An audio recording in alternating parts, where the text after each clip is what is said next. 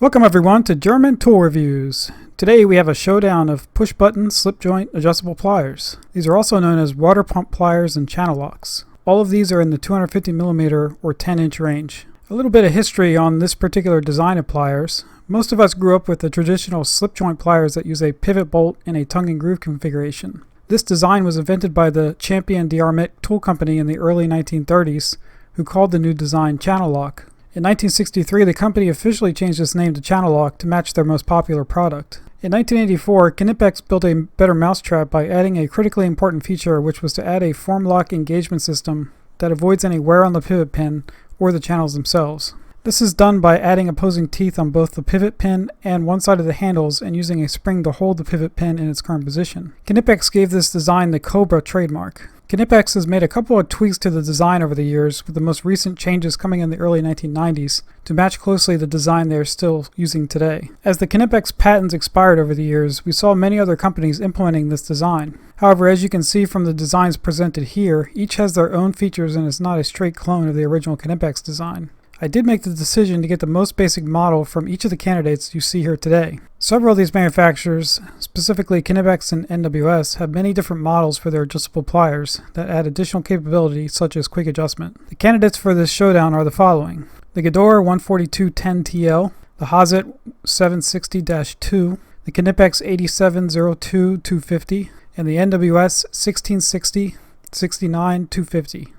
All of the units are made in Germany, with the exception of the Gedore unit, which is made in Austria. I laid out a set of criteria that I'm going to use to grade each of these models with things that I would consider important to the way I use the tool. These of course may be different to others depending on your needs out of the product. First, the categories that we can quantify with actual data. We have cost at 10%, with lower being better, maximum jaw opening width at 15%, with higher being better, the number of positions at 15% with higher being better, and the position pitch, which is the average distance between positions, at 15% with the lower number being better. For these four categories, I will give the best performing unit a 10 and then weigh the rest of the scores according to its value or proportional to the best performing unit. This accounts for 55% of the overall total. Next, the categories that can be very subjective and which other people may have differing opinions on are grips at 10%, how well do the grips feel? Push button design at 15%, how well is it designed and how smooth is the adjustment mechanism? And gripping performance at 25%, how well do the teeth grip objects? Before we get into any scoring, let's take a close look at each of the contenders. First up is the Gedore 14210TL 250mm universal pliers. This unit has 15 settings, has a great finish, and comes with blue dipped handles. Gedore does offer several variations of this style that include a chrome finish, 2-component handles, and even a version without any handles. The jaw profile on the Gedore unit is much different than the other units in that it has a long, slender nose and very few teeth in the main serrated gripping area. I also noticed that when completely closed, only the tip of the jaws is actually touching, with a small air gap in this area. The adjustment mechanism on this unit has a concave push button and moves without any issues. I like the machine surfaces that were added to the handles to allow it to slide smoothly. The Gedore, like most of the other units, uses a steel spring attached with a screw that keeps the pivot pin engaged in the slide. Next up, we have the Hazet 760-2 260mm universal pliers.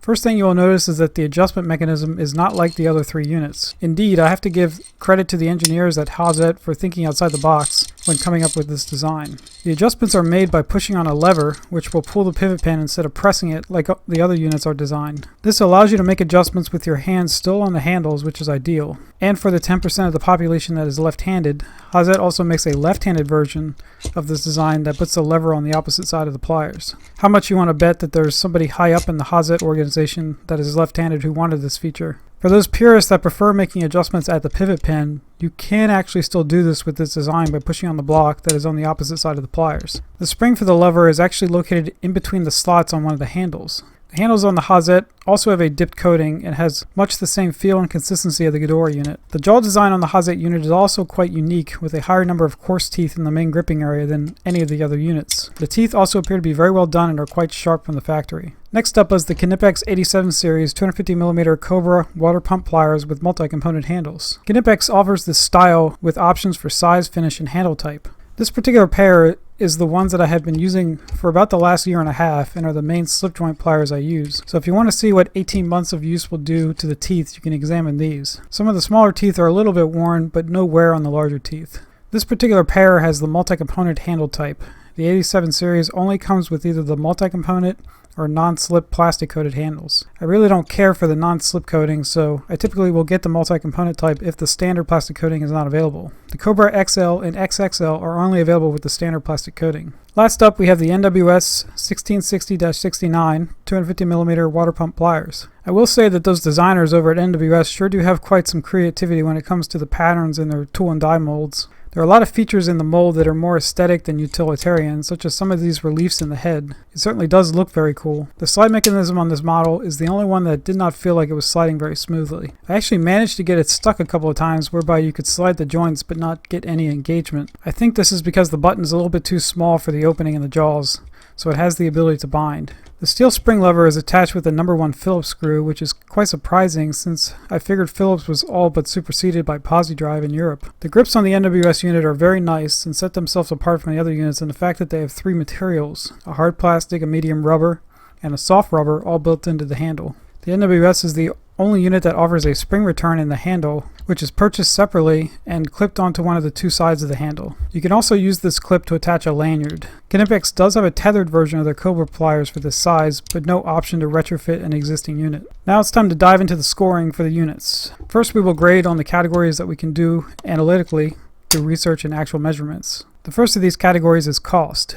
Based on the current MSRP of each unit, we come up with the following scores. As you can see, the Hazet is an outlier, costing almost double the next highest unit, the Knipex. The normalized score is used to rate each of the candidates by giving the best performing unit a 10, and then each of the others based on their proportional value to the winner. For example, if one unit costs twice as much as the cheapest unit, then that unit will get a 5 in this category. Again, these are MSRP prices, so you will often be able to find them much cheaper if you look around. To grade the next few categories, I took a series of measurements on each unit to measure the maximum opening width of the jaws at every position. The measurement I made was first tooth to first tooth on the 2 jaws using calipers to the nearest 1/10 of a millimeter. This will allow us to see the data on the number of positions, the position pitch, and the maximum opening width of each unit. Here are the results of those measurements. In this plot, I put the position index on the x-axis and the jaw opening width on the y-axis in millimeters. For the most part, the measurements remained linear, with the exception of the last few data points of the Knipex, which I believe is the intended design, and we'll get into that in a bit. If we compare the number of discrete positions for each unit, there's an obviously outlier with the Knipex in blue with 25 positions. I went back and recounted all of these to make sure I wasn't counting anything twice, and I can verify that this Knipex model does indeed have 25 positions. Therefore, first in this category is the Knipex with 25 positions, followed by the Gedore, Hazet, and NWS units with 15, 14, and 13 positions respectively. On this particular plot, I did add some linear regression equations that I'm using to estimate the pitch between each of the positions. Using the slope of that trend line, we can determine the average jaw opening distance between each position. The best performing unit in this category was the Gedore with an estimated pitch of 2.5 millimeters. This was followed by the Knipex and Hazet, which were both around 3.2 millimeters. The NWS, on the other hand, had a very high pitch of over 5 millimeters. The maximum opening width was determined by taking the data point from the widest position. The Knipex unit came out to exactly 100 millimeters, the NWS at 83 millimeters, the Hazet at 72.8 millimeters, and the Gedore at 67 millimeters. If you're wondering why the Knipex performs so well above its competitors in the jaw opening width, it is because there is a pronounced curve in the track used to set the position. You can sort of see this in the NWS unit, which is why I believe that unit came in second in this category. The Hazet and Gedore units didn't have much of a curve on the track, and their maximum jaw opening value reflects this. This would also explain the exponential jump in the position at the end of the Knipex data. Now onto some more subjective categories. To grade the grip category, I took into consideration the number of handle styles available, my personal preference to the styles, and any additional or exclusive features that the handle style offered. I gave the NWS handles a 10 because they are definitely the most comfortable out of all the handles in my opinion. I gave both the Knipex and Gedore units a 9 because I do like the multi-component handles. Even though this Gedore unit doesn't have them, it is offered as an option. I gave the Hazet unit an 8, mostly because I really don't care for the soft grip handle style, but there is certainly nothing wrong with them. Next up is the push-button design. As I mentioned before, 3 of the units have pretty much the same design. Hazet, on the other hand, is the only one that allows you to adjust the position with both hands on the handles. Another point to make in the design of the other units, each time you open and close the pliers, you are essentially rubbing the end of that spring on the back of the button, which could cause premature wearing of the spring. The Hazet doesn't have this issue because the spring is hidden in between the handles and all the pivoting action takes place directly at the pin. The spring on the Hazet is a standard coil spring, which should make it easier to find a replacement than the other units. With this in mind, I gave the Hazet a 10 in this category because of its versatility. The Gedore and Knipex mechanisms were nearly identical and felt about the same, so I scored those a 9. I had some issues with the NWS. First, I think the tension was way too high, as it takes a lot of force to move the button. The button is also too small, which opens the opportunity for the button to bind in place without getting set. For these reasons, I gave the NWS a 6. In the final category, gripping design,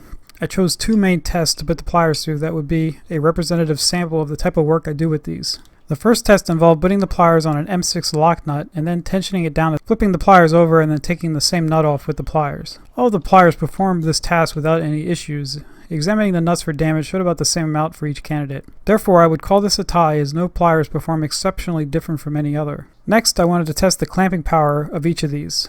We've probably all seen that video of the Knipex cobras being able to hold your weight when clamped on some round tubing. Hazet also has a similar video for their product, and apparently you can do a backflip while standing on 2 of them. I couldn't find anything similar for the NWS and Gedore units. Since I don't have the Knipex test fixture, I spent 10 minutes and built my own out of some galvanized tubing, some 4x4s, and some wood screws. This tubing is probably a bit bigger than the ones that I've seen in their demos, but it is a good test because it is just about the size of a 3/4 inch pipe. First up, the Knipex.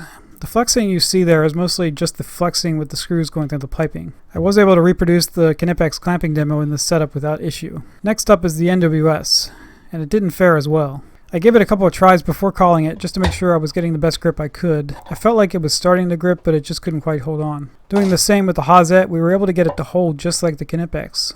I actually felt like the Hazet was gripping a bit better than the Knipex, but this could also be because they are brand new, while the Knipex has seen some use. The last one I tested was the Gedore. This one actually gripped the poorest on the pipe out of all of them. This could be due to the design of the jaws being different from the rest, so the Gedore would be best limited to non-smooth tubular surfaces. If we do some examination of the pole, we can see why some of the units were able to grip and others didn't. The difference in the Knipex and Hazet is that the teeth were sharp enough to form a chip that allowed the pliers to gall into the metal and hold its position. When we do a side-by-side comparison of the coarse teeth, you can see some clues as to why 2 of the units didn't grip. The teeth on the Gedore unit do not look as sharp as the other units. Therefore, it can't form that chip needed to gall and grip onto the metal. The NWS unit, on the other hand, I think has a different reason why it didn't grip. The teeth on the NWS are plenty sharp, but if you examine the direction that the teeth are pointed, the 2 back coarse teeth are pointed in a direction much different than the other coarse teeth. I feel like that they should be pointed towards the nose of the pliers like the other units are. This is just my take on why those 2 units didn't perform up to expectations. As for the scoring in this category, I gave both the Knipex and Hazet a 10 because they were able to grip the pipe and hold the weight. I gave the NWS a 7 because it did grip a bit, but you couldn't manage to hold the weight. The Gedore I gave a 6 because of the slipping issue noted before. Now it's time to tally up the scores and declare a winner. In first place with a score of 9.13 out of 10 are the Knipex unit. The Knipex had some features that were far and above its competitors in the number of positions and jaw opening width. It's not really a big surprise since they literally invented this genre of tool. The biggest knock on the Knipex was the higher position pitch and higher cost. Coming in second with a score of 7.74 is the Hazet 760-2. The best things about the Hazet were the design of the adjustment mechanism and the gripping performance. The issues I had with the Hazet were the lack of variety in handle styles and the very high cost, which is about double the next highest competitor. But overall, the Hazet is a really nice tool, and you can tell they put some of their best design engineers on this one. And third place with a score of 7.41 is the Gedore unit. The Gedore unit was best in class in the position pitch. It also scored highly favorable in cost, grips, and push button design. The main issue with the Gedore unit is the lack of gripping power on smooth surfaces. I think if Gedore were to sharpen those teeth a bit, then it would be able to pass that grip test. In fourth place with a score of 7.11 is the NWS unit. The NWS unit was by far the cheapest unit and felt like it had the best grips out of any of the candidate. However, the failure in the grip test, unfavorable position pitch, and lowest number of positions really hurt it from scoring any higher. Well, hopefully you enjoyed that showdown of some 250mm push-button slip joint pliers. As I mentioned before, these are just the conclusions that I drew upon working with the pliers for a short time. Check out the link in the description below to the full review. The KC Tool and Amazon affiliate links to these products are also in the description if you feel the urge to pick a set up. Don't forget to like, comment, subscribe, and I'll catch you guys next time.